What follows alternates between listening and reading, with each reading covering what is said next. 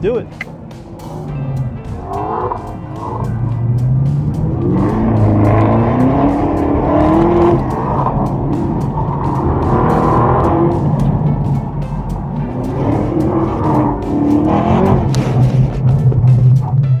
Impressive. Just like that. It's awesome.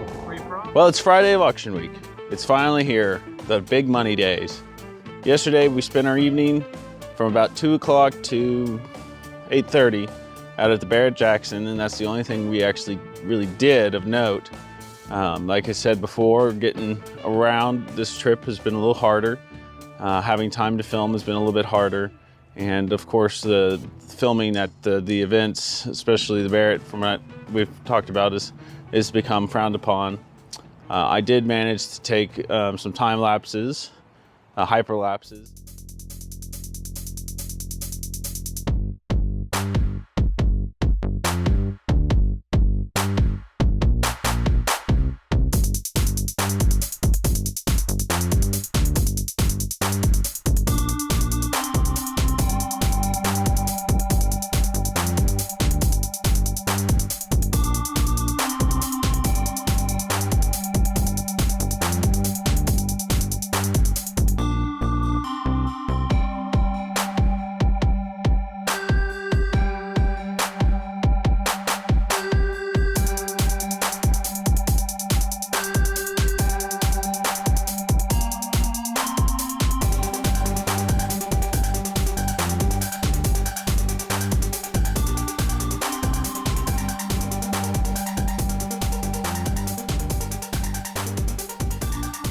Like that. And we do have some pictures and things that are worth note.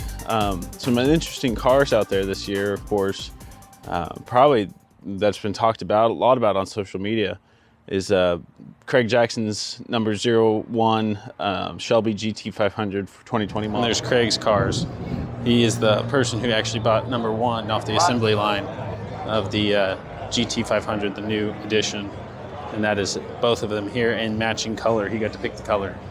So pretty neat. What do you think? Which he purchased for what, $1 million plus last year at the auction. And that gave him the right to choose the color. So he chose the matching green color to his EXP 500. And then of course he also owns Little Red. All right, well what we're looking at here, folks, is prototype Shelby 500 experimental unit. This is also known as Little Red. It's just been restored. I didn't know it was going to be here until I looked at Gary Patterson's Facebook, and he's got talking about it. But anyways, that's the experimental Shelby GT 500, EXP 500. You notice it's not a fastback. And then, you know, there's a number of other cars out there, too many to really discuss and talk about.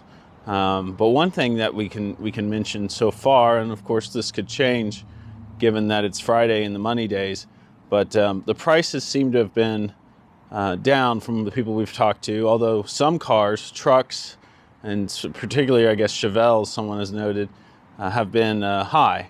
So like any market, there's changes in attitudes and opinions in what is hot and what is not. Definitely pre-war stuff is not as hot.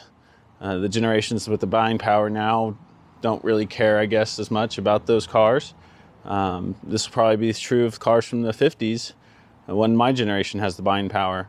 But with that said, you know, we're going to go out today to Gooding and then eventually to Lake Car Auction, which is really something to do. We really are excited about doing it since it's new.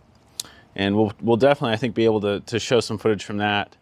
And you know, carrying on. Now, I was actually pretty happy with how yesterday's video turned out, especially having not done one in so long. In particular, I liked the cobra scene where it launches. And if you're unfamiliar with what I'm talking about, at 2 minutes and 20 seconds into the video from yesterday that I posted, there's a clip I brought over from Mid-America Shelby Meet where a cobra just lifts off. It's driven by anyways, it's definitely worth looking at. So we'll show you some of the stuff we saw throughout this clip, and we'll get back out there. My dad is not able to join me for filming this right now still. He's having his wound dressed. So once that's done, maybe we can get him in for a couple of comments today for tomorrow's videos. So with that said, we're gonna head out to Gooding, then to Lake Car Auction, and I'll leave you with some hyperlapses. Thanks for watching, leave a like, and subscribe. Like I said though, this is just for fun.